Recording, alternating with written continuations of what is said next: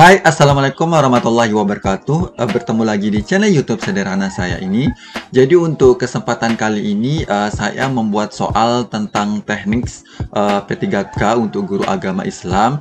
Dan ini merupakan bagian pertama. Dan kenapa saya buat video ini? Karena ada beberapa analistik channel YouTube saya itu mencari tentang soal teknik P3K untuk guru agama Islam. Dan ada permintaan beberapa teman. Nah, jadi untuk video kali ini tentunya juga ada beberapa catatan sebelum kita mulai membahas soalnya. Nah, catatan yang pertama di sini soalnya terdiri dari 15 soal dan di sini untuk materinya lebih ke arah iman kepada Rasul dan tentang puasa. Dan berikutnya mari kita diskusi bila teman-teman menemukan beberapa kesalahan ucapan atau penjelasan atau jawaban dan lainnya.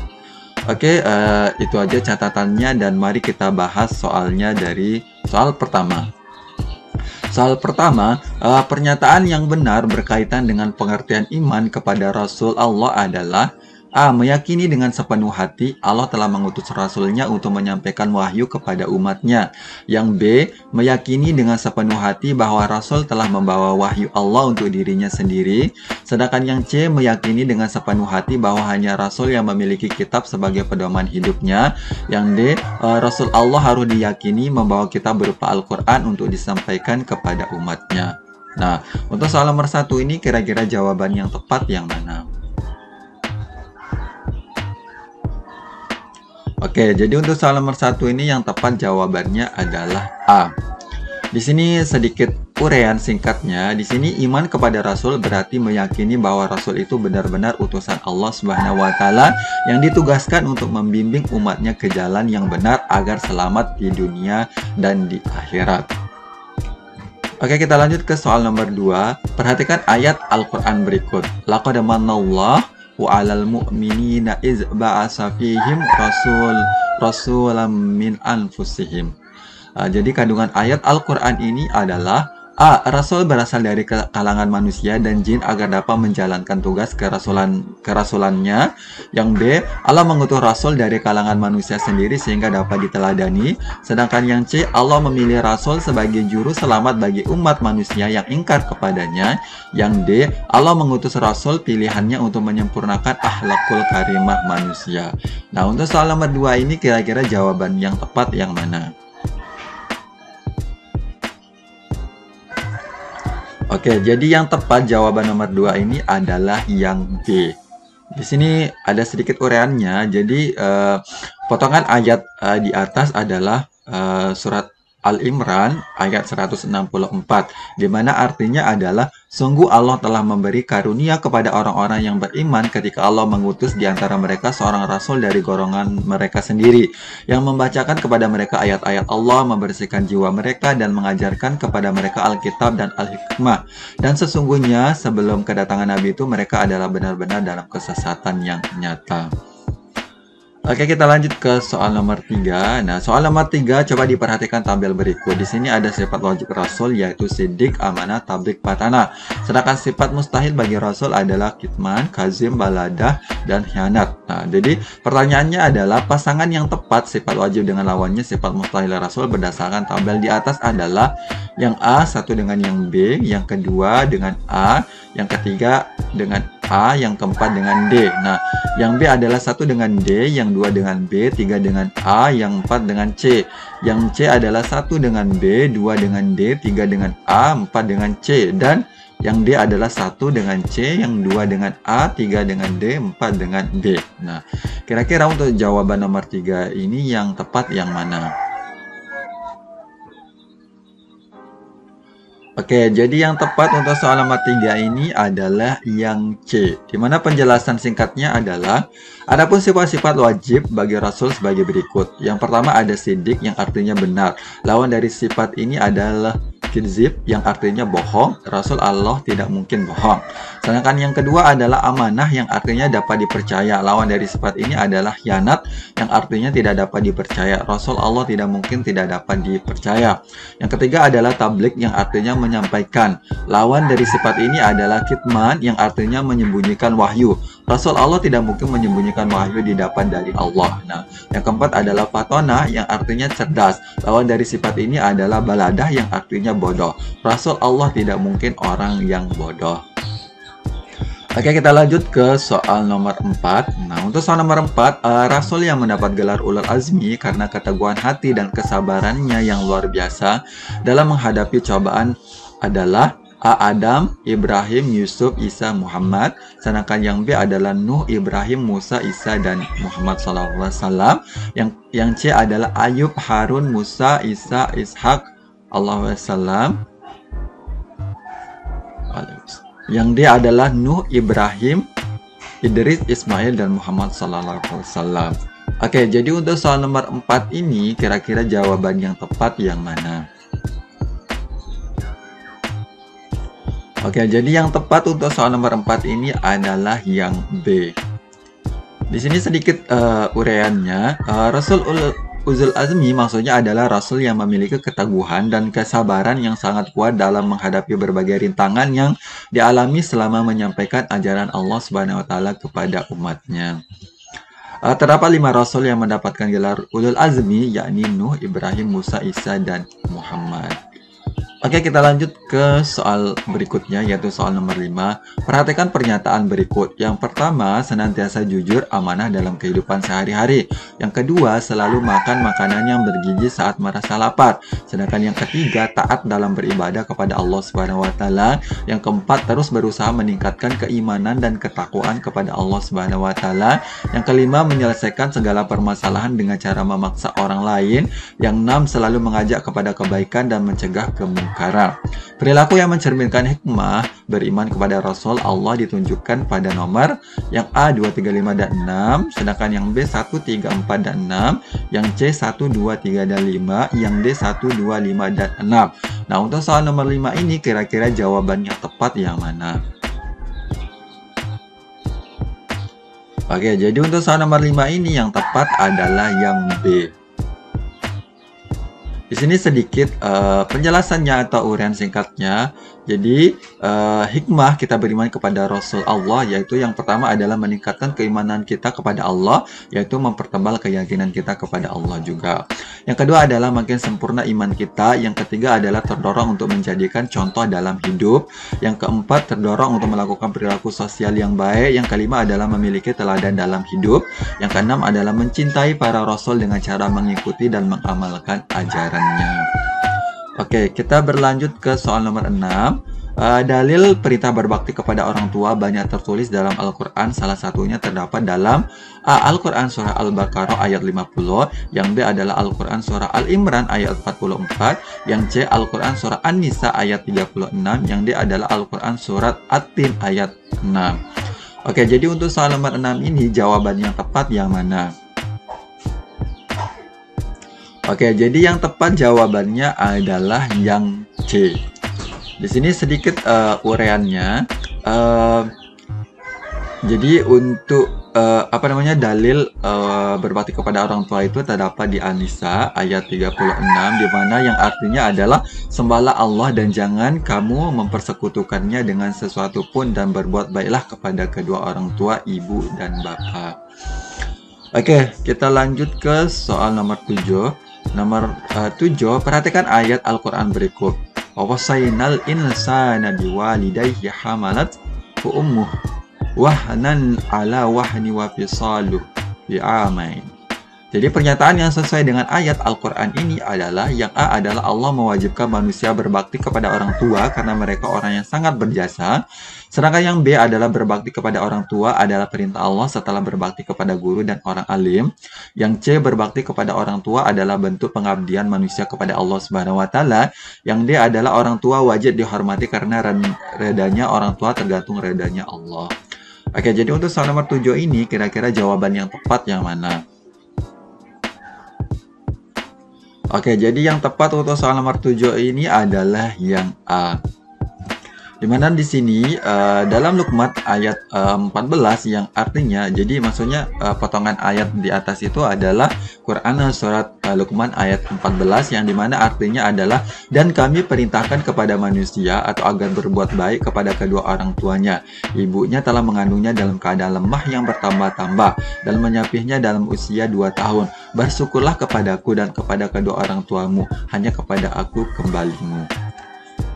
Oke, kita lanjut ke soal nomor 8. Nah, jadi untuk soal nomor 8 ini ada sebuah kisah inspiratif yang perlu kita baca, kemudian kita jawab soalnya dengan tepat. Nah, jadi tips yang mungkin saya bagikan, perhatikan dulu pertanyaan apa yang diminta. Jadi di sini untuk pertanyaannya adalah pelajaran atau pesan moral yang terkandung dalam cerita ini adalah. Nah, jadi kalau udah kalau kita udah baca pertanyaan ya berarti nanti pas ketika kita membaca cerita inspiratif ini kita bisa langsung mengambil kesimpulan tentang hikmah dari cerita tersebut.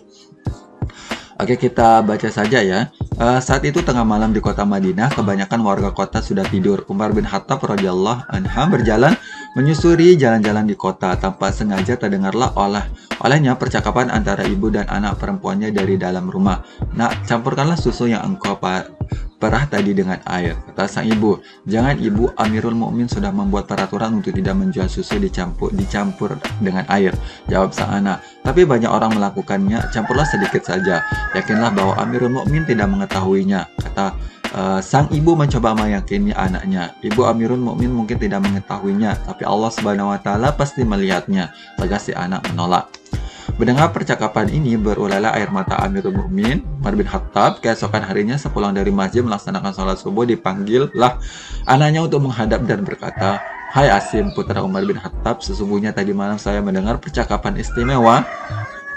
Pergilah kamu ke rumah seorang gadis dan selidikilah keluarganya." Asim bin Umar bin Khattab berangkat melaksanakan perintah ayahandanya. Sekembalinya dari rumah si gadis dan melapor, lalu ayahnya berkata, "Pergi dan temuilah mereka, lamarlah gadis itu untuk menjadi istrimu. Aku lihat insya Allah ia akan memberi berkah kepadamu dan anak keturunanmu. Mudah-mudahan pula ia dapat memberi keturunan yang menjadi pemimpin bangsa." Singkat cerita, menikahlah Asim bin Umar bin Khattab dengan gadis tersebut. Dari pernikahan ini, Umar bin Khattab dikaruniai cucu perempuan bernama Laila yang nantinya dikenal dengan Ummi Asim. Ummi Asim menikah dengan Abdul Aziz bin Marwan. Dari pernikahan ini lahirlah Khalifah Umar bin Abdul Aziz yang menjadi khalifah terkenal pada zamannya. Pelajaran atau pesan moral yang terkandung dalam cerita ini adalah: A. Perbuatan baik hanya dilakukan oleh Amirul Mukminin. Yang ke B adalah perbuatan baik, amal saleh pasti mendapatkan balasan baik dari Allah Subhanahu wa taala. Yang C adalah anak yang baik dilahirkan dari ibu yang tidak baik. Yang D adalah putra Khalifah Umar menikahi gadis penjual susu. Nah, jadi untuk soal nomor 8 ini kira-kira jawaban yang tepat yang mana? Oke, jadi jawaban yang tepat untuk soal nomor 8 ini adalah yang B. Nah, untuk nomor 8 ini saya rasa tidak terlalu sulit karena optionnya juga bisa kita mengambil kesimpulan dari cerita atau cuplikan kisah inspiratif di atas. Oke, kita lanjut ke soal nomor 9. Nah, untuk soal nomor 5, perhatikan pernyataan berikut. Yang satu adalah Islam, kedua laki-laki, yang ketiga balik, keempat berakal sehat, yang kelima adalah memuaziz, yang keenam adalah mampu berpuasa, yang ketujuh adalah dalam keadaan suci. Nah, pernyataan yang menunjukkan syarat wajib berpuasa terdapat pada nomor yang A 1, 2, 4, dan 5, sedangkan yang B adalah 2, 5, 6, dan 7, yang C adalah 2, 3, 5, dan 7, yang D 1, 3, 4, dan 6. Nah, oke, untuk soal nomor 9 ini kira-kira jawaban yang tepat yang mana? Oke, jadi untuk soal nomor 9 jawaban yang tepat adalah yang D. Di sini sedikit uraian singkatnya adalah yang pertama untuk syarat wajib kita berpuasa adalah tentunya yang pertama adalah Islam, kedua balik, ketiga adalah berakal sehat, yang keempat adalah kuat atau mampu berpuasa, yang kelima adalah dalam keadaan suci. Nah, di sini sedikit pengertian dari mumayyiz supaya kita tahu juga, yaitu seorang anak yang sudah bisa membedakan sesuatu yang baik dan yang buruk. Oke, kita lanjut ke soal nomor 10. Perhatikan hadis berikut.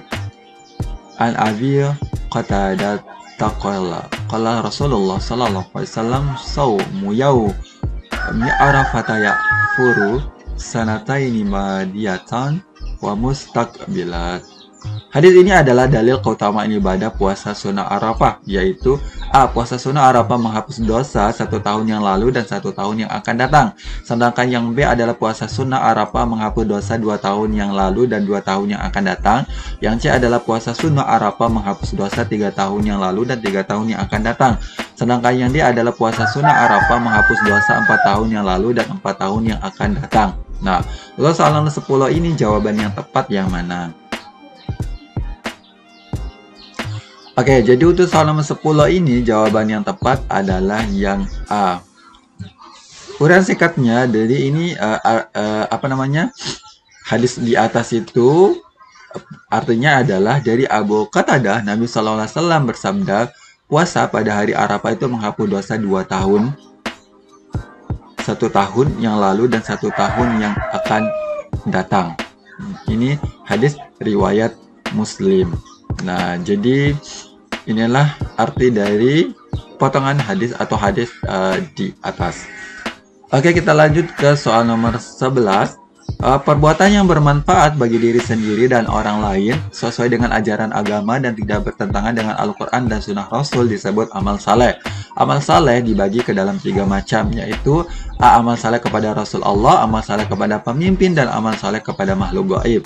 Sedangkan yang B adalah amal saleh kepada Allah, amal saleh terhadap manusia, dan amal saleh terhadap alam. Sedangkan yang C adalah amal saleh kepada Allah, amal saleh kepada keluarga, dan amal saleh terhadap alam dunia. Sedangkan yang D adalah amal saleh kepada sesama manusia, amal saleh terhadap binatang, dan amal saleh kepada malaikat. Nah, soal nomor 11 ini kira-kira jawaban yang tepat yang mana? Oke, jadi untuk soal nomor 11 ini jawaban yang tepat adalah yang B. Di mana penjelasan singkatnya di sini, yang pertama, amalan yang soleh itu adalah amal saleh terhadap Allah Subhanahu wa taala, yaitu menjalankan perintah Allah Subhanahu wa taala dan tentunya meninggalkan larangannya. Contohnya adalah salat, zakat, puasa, kemudian membaca Al-Qur'an. Sedangkan yang kedua di sini ada amal saleh terhadap manusia, yaitu menjalankan hak dan kewajiban terhadap sesama manusia. Contohnya adalah memberikan senyuman, bersikap ramah, bertutur kata yang santun, dan menolong kaum duafa. Nah, sedangkan yang ketiga adalah amal saleh terhadap lingkungan alam, yaitu menjaga kelestarian alam. Contohnya adalah membuang sampah pada tempatnya, menjaga kebersihan, mendaur ulang sampah, dan melakukan penghijauan. Oke, kita lanjut ke soal nomor 12. Nah, untuk soal nomor 12 ini, coba perhatikan ayat Al-Quran berikut. Ya ayyuhallazina amanu tanibu katsiran minaz-zanni inna ba'daz-zanni is. Nah, perbuatan yang sesuai dengan ayat ini adalah yang A adalah Fatimah berusaha menjauhi perilaku takabur dalam kehidupan sehari-hari, sedangkan yang B adalah rahmatillah selalu jujur kalau bercerita dengan berbagai hal kepada temannya. Sedangkan yang C adalah Farida senantiasa menghindarkan diri dari prasangka buruk kepada orang lain. Sedangkan yang D adalah Azkia senantiasa berusaha berlaku amanah atas tanggung jawab yang diembannya. Oke, jadi untuk soal nomor 12 ini kira-kira jawaban yang tepat yang mana? Oke, jadi untuk soal nomor 12 ini jawaban yang tepat adalah yang C. Dimana di sini sedikit penjelasannya. Jadi untuk potongan ayat Al-Quran di atas itu adalah Quran surat Al-Hujurat ayat 12, di mana artinya adalah, hai orang-orang yang beriman, jauhilah kebanyakan berburuk sangka atau kecurigaan, karena sebagian dari perburuk sangka itu adalah dosa, dan janganlah mencari-cari keburukan orang, dan janganlah mengunjingkan satu sama lain. Adakah seorang di antara kamu yang suka memakan daging saudaranya yang sudah mati? Maka tentulah kamu merasa jijik kepadanya, dan bertakwalah kepada Allah. Sesungguhnya Allah Maha Penerima Taubat lagi Maha Penyayang. Oke, kita lanjut ke soal nomor 13. Yang termasuk puasa wajib berikut ini adalah yang A adalah puasa Arafah, yang kemudian adalah puasa Najar, yang berikutnya adalah puasa Syawal dan puasa Kifarat. Sedangkan yang B adalah puasa Ramadan, Asyura, puasa Qada, dan puasa Tarwiyah. Yang C adalah puasa Ramadan, puasa Najar, puasa Qada, dan puasa Kifarat. Yang D adalah puasa Ramadan, Syawal, puasa Qada, dan puasa Daud. Nah, untuk soal nomor 13 ini kira-kira jawaban yang tepat yang mana? Oke, jawaban yang tepat adalah yang C. sini untuk puasa wajib, yang pertama adalah puasa nazar, di mana untuk puasa nazar ini wajib dilakukan apabila seseorang bernazar atau berjanji untuk melakukan puasa, baik 1 hari atau 1 bulan. Yang kedua, di sini ada puasa kifarat atau kafarat. Secara bahasa kafarat artinya mengganti, menutupi, membayar, dan memperbaiki. Kafarat harus dilaksanakan oleh seseorang yang telah melakukan kemaksiatan yang mengharuskannya membayar kafarat. Sedangkan yang ketiga adalah puasa Ramadan. Puasa Ramadan adalah puasa yang dijalankan selama 1 bulan penuh di bulan Ramadan. Yang keempat adalah puasa qada Ramadan. Di mana menurut bahasa qada artinya memenuhi, melaksanakan, membayar, atau melunasi. Terkait puasa, qada berarti mengganti kekurangan dari hari dalam puasa wajib di bulan Ramadan ketika seseorang tidak bisa melakukannya dengan sempurna karena ada halangan atau uzur yang diperbolehkan oleh syarak, seperti sakit dan berpergian. Oke, kita lanjut ke soal nomor 14. Ukuran fidyah bagi orang dikeluarkan sebanyak 1 mud. 1 mud sama dengan berapa gram? Yang A adalah 1000, yang B adalah 675, yang C adalah 262, sedangkan yang D adalah 526. Oke, untuk soal nomor 14 ini kira-kira jawaban yang tepat adalah...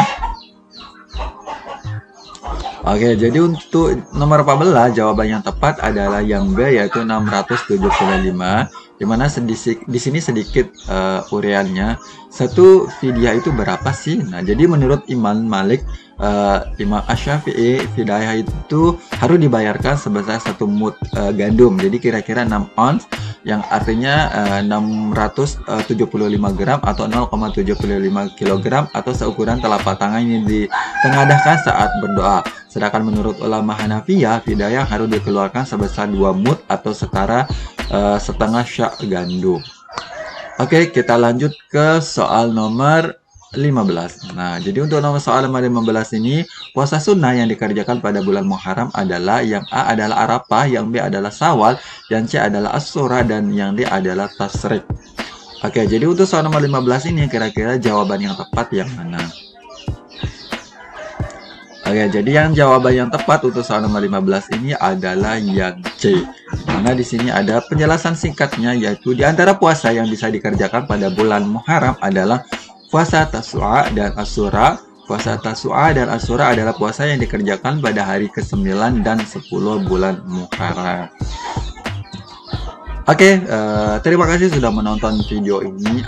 Kurang lebihnya mohon dimaafkan. Di sini sedikit mengingatkan, jadi jangan mengoreksi bacaan Al-Quran saya, karena ini saya murni untuk menyampaikan soal saja atau contoh soal teknis untuk P3K untuk guru agama Islam. Jadi masalah tajwid bacaan Al-Quran saya tolong jangan dikoreksi, karena saya menyadari kekurangan bacaan Al-Quran saya. Jadi kurang lebihnya mohon dimaafkan. Semoga bermanfaat. Wabillahi taufiq wal hidayah. Wassalamualaikum warahmatullahi wabarakatuh. Bye bye.